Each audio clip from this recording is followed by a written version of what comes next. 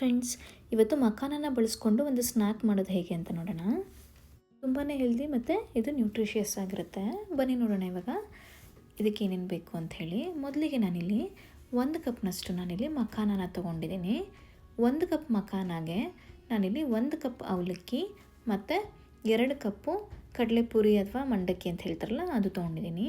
1/4 ಕಪ್ನಷ್ಟು ನಾನಿಲ್ಲಿ ಹಸಿ ಕೊಬ್ಬರಿ, ಕರಿಬೇವು, ಬೆಳ್ಳುಳ್ಳಿ ಮತ್ತು ಪಂಪ್ಕಿನ್ ಸೀಡ್ಸ್, ಕುಂಬಳಕಾಯಿ ಬೀಜ ಅಂತ ಹೇಳ್ತಾರಲ್ಲ ಅದು, ಅರಿಶಿನ ಮತ್ತು ಜೀರಿಗೆ, ಒಗ್ಗರಣೆಗೆ ಕಡಲೆ, ಬಾದಾಮಿ, ದ್ರಾಕ್ಷಿ, ಗೋಡಂಬಿ, ಆಮೇಲೆ ಶೇಂಗಾ ಬೀಜನ ಬಳಸ್ತಾ ಇದ್ದೀನಿ. ಶೇಂಗಾ ಬೀಜ ಅಂದರೆ ಕಡಲೆ ಬೀಜ. ಇದರಲ್ಲಿ ನಿಮಗೆ ಯಾವ ಇಂಗ್ರೀಡಿಯೆಂಟ್ಸ್ ಬೇಕಾದರೂ ನೀವು ಸ್ಕಿಪ್ ಮಾಡ್ಕೊಬೋದು ಅಥವಾ ಇನ್ನೂ ಬೇಕಂದರೆ ಆ್ಯಡ್ ಮಾಡ್ಕೊಬೋದು. ಸೊ ನೆಕ್ಸ್ಟು ಇದಕ್ಕೆ ಎಣ್ಣೆ ಮತ್ತು ಮಸಾಲೆ ಐಟಮ್ಸ್ ಬಂದುಬಿಟ್ಟು ಇದಕ್ಕೆ ಹಸಿಮೆಣಸಿನ್ಕಾಯಿ, ಖಾರದ ಪುಡಿ, ಉಪ್ಪು, ಸಕ್ಕರೆ, ಜೀರಿಗೆ ಪುಡಿ, ಆಮೇಲೆ ಚಾಟ್ ಮಸಾಲ ಬಳಸ್ಕೊತಾ ಇದ್ದೀನಿ. ಇಷ್ಟಿದ್ರೆ ಸಾಕಾಗತ್ತೆ. ಒಂದು ಅಗಲ ಪಾತ್ರೆಗೆ ನಾನಿಲ್ಲಿ ಮಖಾನನ ಹಾಕ್ಕೊತಾ ಇದ್ದೀನಿ. ಒಂದು 3-4 ನಿಮಿಷ ನಾವು ಇದನ್ನು ಡ್ರೈ ರೋಸ್ಟ್ ಮಾಡ್ಕೊಬೇಕು. ಬೇಕು ಅಂದರೆ ತುಪ್ಪ ಹಾಕ್ಕೊಬೋದು.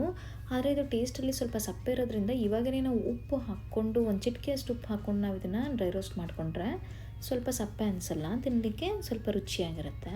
ಒಂದು 3-4 ನಿಮಿಷ ಮಾಡಿಕೊಂಡ್ರೆ ಸಾಕಾಗುತ್ತೆ. ನಾವು ಅದನ್ನು ಪ್ರೆಸ್ ಮಾಡಿದಾಗ ಫುಲ್ಲು ಪುಡಿ ಪುಡಿ ಆಗಬೇಕು, ಅಲ್ಲಿವರೆಗೂ ನಾವು ಇದನ್ನು ಹುರ್ಕೋಬೇಕಾಗತ್ತೆ.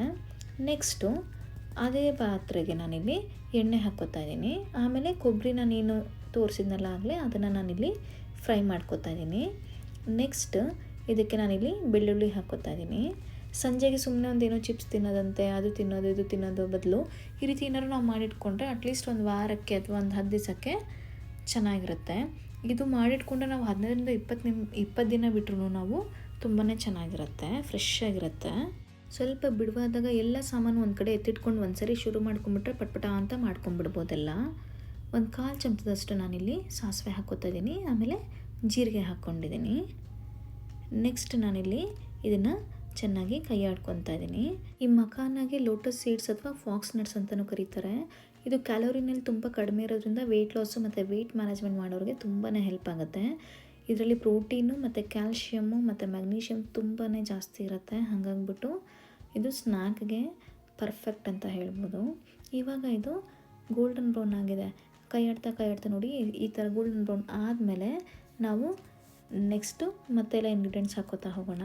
ಹುರ್ಗಡ್ಲೆ ಮತ್ತು ಕಡಲೆಕಾಯಿ ಬೀಜ, ಬಾದಾಮಿ, ಆಮೇಲೆ ಗೋಡಂಬಿನ ಹಾಕ್ಕೊಂಡು ನಾನಿವಾಗ ಫ್ರೈ ಮಾಡ್ಕೊತಾ ಇದ್ದೀನಿ ಚೆನ್ನಾಗಿ. ಇದು ಸ್ವಲ್ಪ ಒಂದು 2 ನಿಮಿಷ ಆದಮೇಲೆ ಇವಾಗ ನಾನಿಲ್ಲಿ ನೆಕ್ಸ್ಟು ಕರಿಬೇವನ್ನ ಹಾಕ್ಕೋತಾ ಇದ್ದೀನಿ. ಒಂದೊಂದೇ ಇಂಗ್ರೀಡಿಯೆಂಟ್ಸ್ ಹಾಕ್ಕೊತಾ ಇದ್ದರೆ ಬೇಗ ಆಗೋಗ್ಬಿಡುತ್ತೆ. ನೆಕ್ಸ್ಟು ಹಸಿಮೆಣಸಿನ್ಕಾಯಿನ ಹಾಕ್ಕೋತಾ ಇದ್ದೀನಿ.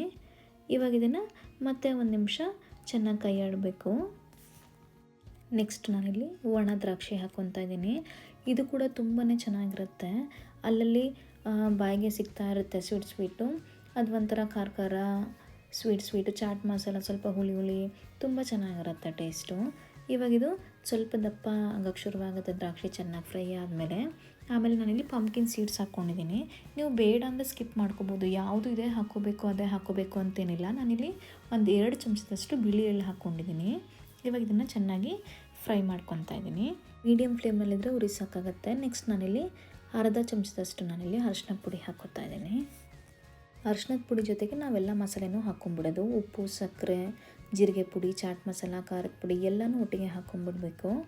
ಇವಾಗ ನಾವು ಉರಿನ ತುಂಬ ಕಡಿಮೆ ಫ್ಲೇಮಲ್ಲಿ ಇಟ್ಕೋಬೇಕು, ಇಲ್ಲಾಂದರೆ ಆಫ್ ಮಾಡಿದ್ರೂ ಏನು ತೊಂದರೆ ಇಲ್ಲ.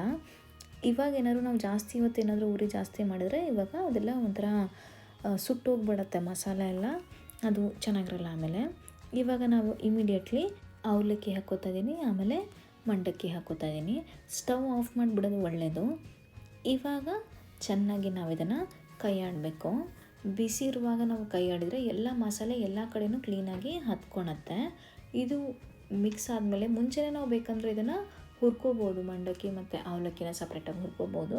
ಅದೇನು ಅವಶ್ಯಕತೆ ಇಲ್ಲ. ಸೊ ಹಾಗಾಗಿ ನಾನಿಲ್ಲಿ ಹುರ್ಕೊಂಡಿಲ್ಲ. ನಿಮಗೆ ಬೇಕು ಅನ್ಸಿರೋ ನೀವು ಇದನ್ನು ಹುರ್ಕೋಬೋದು.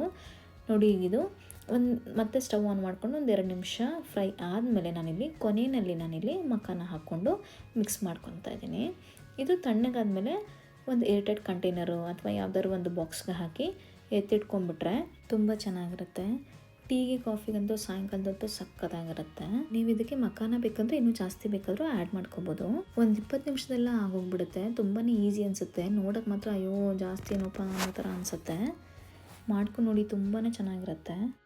ನೋಡಿರಲ್ಲ ಫ್ರೆಂಡ್ಸ್, ಈ ಮಿಕ್ಸ್ಚರ್ನ ಯಾವ ರೀತಿ ಮಾಡಿದ್ರು ಅಂಥೇಳಿ. ಮತ್ತೊಂದು ಈಸಿ ರೆಸಿಪಿಯೊಂದಿಗೆ ಮತ್ತೆ ಬೇಗ ಮೀಟ್ ಆಗ್ತೀನಿ. ಅಲ್ಲಿವರೆಗೂ ಥ್ಯಾಂಕ್ ಯು.